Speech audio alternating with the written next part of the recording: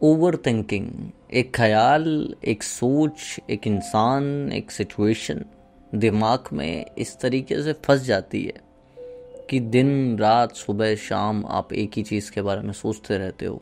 और कई बार ये ओवर थिंकिंग इतना पेनफुल हो जाता है कि आप इंटरनली कम करना चाहते हो, कम सोचना चाहते हो, आप चाहते हो कि ना सोचो, पर आप ऐसा कर नहीं पाते, जिसकी वजह से स्लोली ग्रेजुअली आपको वो इमोशनल पेन बार बार फील होता रहता है, आपको फ्रस्ट्रेटेड फील होता है, आपको फटीग फील होता है, थकान रहती है। और आप सोचते हो कि भगवान बस ये एक थॉट मेरे दिमाग से निकाल दो, मैं दुआ करूँगा या करूँगी। ठीक है, तो ओवर थिंकिंग को कैसे कम करें, ओवर थिंकिंग से कैसे डील करें, ये हमें सीखना पड़ेगा।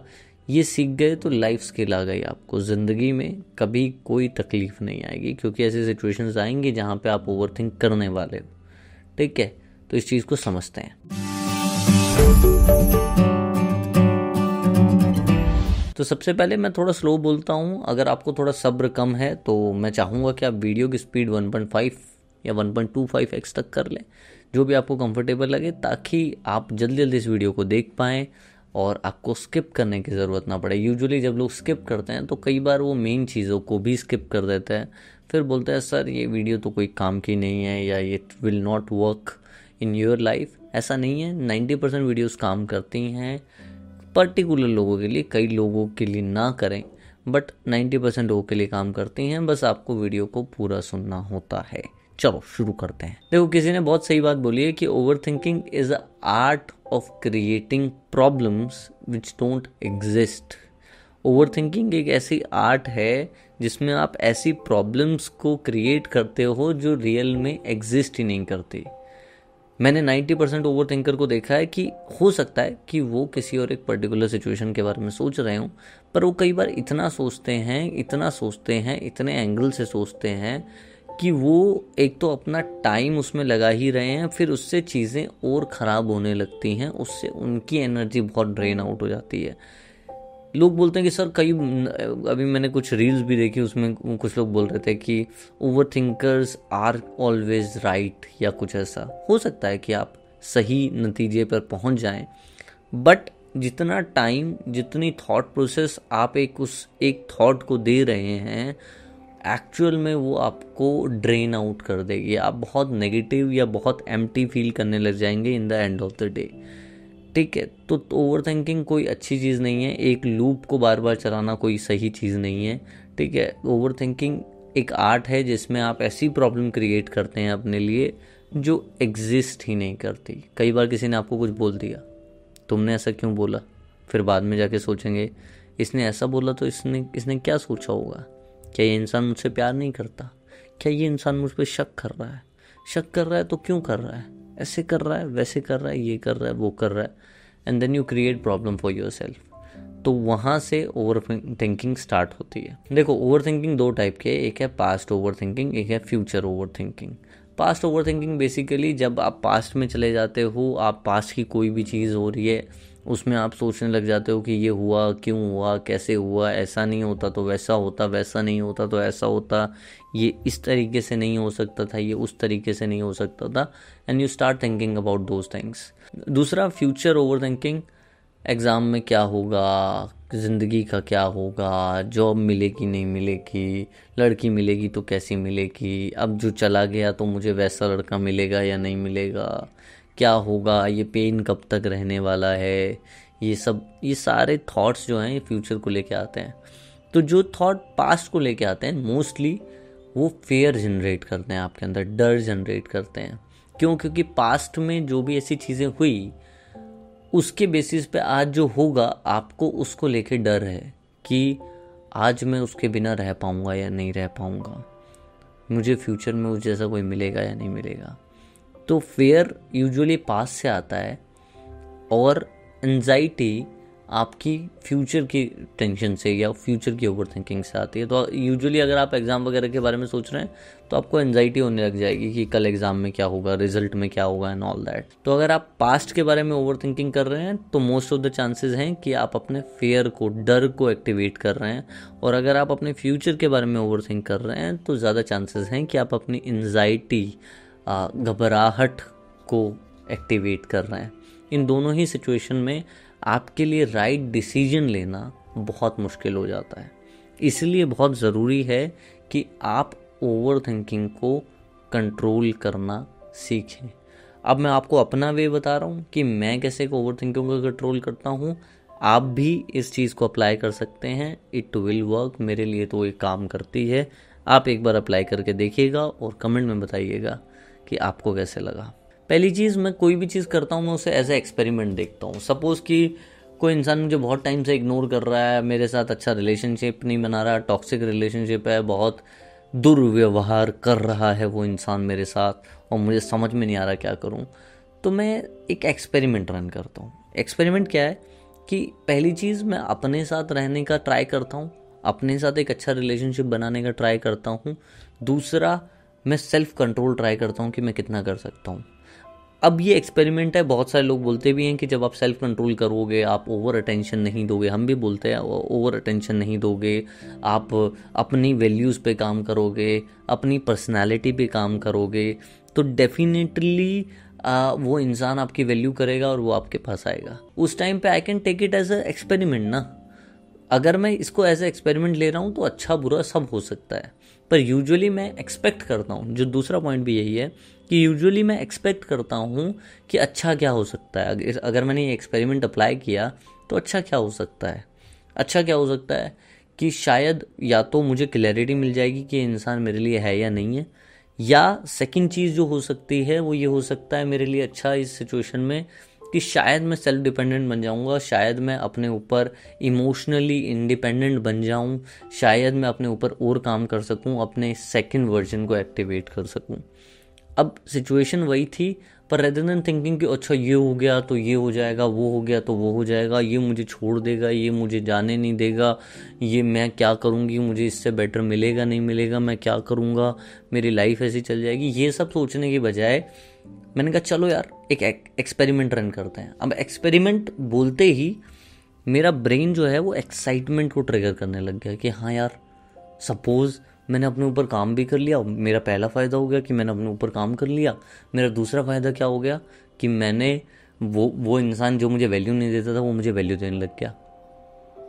और सक्सेस नहीं भी हुआ तो क्या हुआ यार, अगर एक्सपेरिमेंट सक्सेस नहीं हुआ तो मुझे एटलीस्ट क्लैरिटी तो मिल जाएगी कि ये इंसान मेरे लिए था ही नहीं। मुझे क्लैरिटी तो मिल जाएगी कि मैं कितना इमोशनली अपने ऊपर काम कर सकता हूँ या मेरी विल पावर कितनी स्ट्रांग है। Take it as a experiment. कुछ भी हो, कुछ भी किसी भी चीज़ के बारे में ओवर थिंक कर रहे हो, मुझे ये गाड़ी लेनी चाहिए या नहीं लेनी चाहिए, इसके बारे में आप ओवर थिंक करने लगे कर। चलो एक काम करते हैं ना, जिसने ली है उससे बात करके देखते हैं, या फिर कुछ दिन के लिए गाड़ी चला के देखते हैं, किसी से रेंट ले लेते हैं, कुछ और करके देखते हैं, या लाइफ में गलत डिसीजंस लेके देखते हैं। समझो कि आप लाइफ में राइट डिसीजन कब लेते हो, जब आपके पास एक्सपीरियंस होता है। और आपके पास एक्सपीरियंस कब होता है, जब आप रॉन्ग डिसीजंस लेते हो। ठीक है, तो ज़रूरी ये है कि आप डिसीजंस लो, एक्शंस में कन्वर्ट करो। तो हमारा पहला पॉइंट क्या था कि कोई भी चीज़ करो, take it as a experiment. जब आप सोचते हो कि मैं एक्सपेरिमेंट कर रहा हूँ या कर रही हूँ तो आप बहुत ज़्यादा एक्साइटेड हो जाते हो उस एक्सपेरिमेंट के लिए।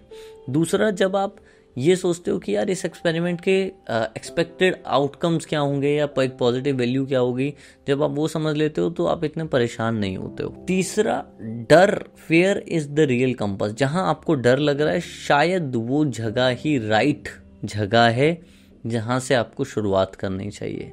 अब फेयर का मतलब ये नहीं है कि आप कहीं पे दंगा हो रहा है और बोलो कि यहाँ डर है तो यही मेरा बेस्ट टाइम है और मैं निकल जाऊँ, ऐसा नहीं। ज़्यादातर लोग जब हमसे प्राइवेट कॉल पे जुड़ते हैं, बात करते हैं, तो वो हमें ये बताते हैं कि सर अगर मैंने उसे 3 दिन नो कॉन्टैक्ट रूल में छोड़ दिया या 10 दिन छोड़ दिया तो कहीं ऐसा तो नहीं होगा कि ये इंसान मुझे भूल जाएगा या भूल जाएगी।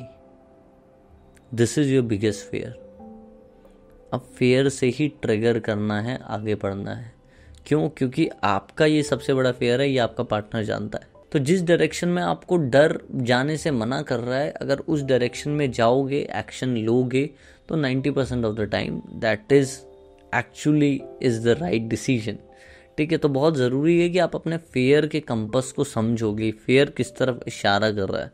फेयर का मतलब डेथ थ्रेट नहीं बोल रहा मैं, फेयर का मतलब बोल रहा हूँ कि कोई ऐसी चीज़ जो आप करना चाहते हो, आपको पता है राइट है, बस डर लग रहा है कि मुझे कैसा फील होगा, मैं कंट्रोल कर पाऊंगा नहीं कर पाऊंगा, अगर ऐसा हो गया तो कैसा होगा। आप you are over thinking about the situation. समझो, यूजुअली जब हम ओवर थिंक करते हैं तो we are thinking about feelings, we are not thinking about actions.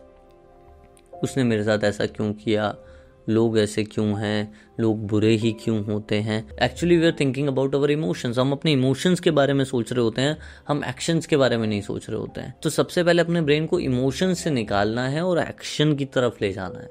अगर आप अपने ब्रेन को इमोशन से निकाल के एक्शन की तरफ ले गए तो आपकी ओवर थिंकिंग वैसे ही कम हो जाएगी। बेड पे बैठे बैठे सोचने से अच्छा है कि आज दिन अच्छा जाएगा बुरा जाएगा, मैं कर पाऊंगा नहीं कर पाऊंगा नहीं कर पाऊंगी, उससे अच्छा उठो और एक्शंस करो। ठीक है, शायद कुछ अच्छा हो जाए, शायद कुछ ऐसा हो जाए जो आपने एक्सपेक्ट नहीं किया था। दैट इज़ इम्पॉर्टेंट ना। तो बहुत ज़रूरी है, पहली चीज़ एज ए एक्सपेरिमेंट लो चीज़ों को। दूसरी चीज़ एक्सपेक्टेड वैल्यू आप देख लो, एक्सपेक्टेड क्या आउटकम आ सकता है उसको आप समझो। तीसरी चीज़ जो फेयर है उसके कंपास को समझो, फेयर जिस तरफ इशारा कर रहा है 90% टाइम वहीं जाना है आपको। चौथी चीज़ जो है वो कंसिस्टेंट एक्शंस। आप चीज़ें करते हो, आपने सोचा कि मैं अपनी विल पावर पे काम करूंगा या करूंगी, मैं अपनी वैल्यू बनाने पे काम करूंगी, मैं लोगों को ज़्यादा फ़ोन नहीं करूंगी या करूंगा, मैं लोगों को ज़्यादा डिस्टर्ब नहीं करूंगा, ओवर वैल्यू नहीं दूंगा, अगर वो मुझे प्रायोरिटी नहीं दे रहे तो मैं भी उन्हें नहीं दूंगा। आपने सब सोचा, पर 3 दिन बाद यू स्टॉप डूइंग इट, क्योंकि आपका एक एक्शन शायद गलत चला जाता है। तो बहुत ज़रूरी है कि एक्शंस तो होने ही चाहिए, पर कंसिस्टेंट एक्शन होने चाहिए।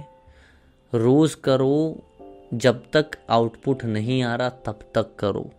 कंसिस्टेंट एक्शंस की बहुत ज़्यादा ज़रूरत है। अगर वो नहीं करते हो तो it will be a big trouble for you. ठीक है, जब आप कंसिस्टेंट एक्शन लेते रहोगे उससे क्या होगा, आपको डेटा मिल जाएगा।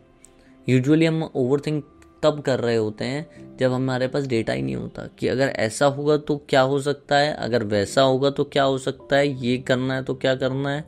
ठीक है, अगर हमारे पास डेटा है कि अगर हम ये करते हैं तो ये हो जाता है। जैसे कि जब मैंने अपनी फिजिकल हेल्थ पे काम करना शुरू किया तब मुझे समझ में आया कि अगर मैं ये खाऊंगा तो ये हो सकता है, मैं ये खाऊंगा तो इतने दिन में ये हो जाएगा।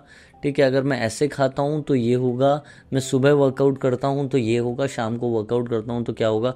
Now it's very easy for me to take a decision towards any fitness health. मतलब मुझे अगर अपना फिटनेस प्लान खुद भी बनाना है तो it will be very easy for me to make it. ठीक है, क्यों? क्योंकि मेरे पास अब बहुत सारा डेटा है।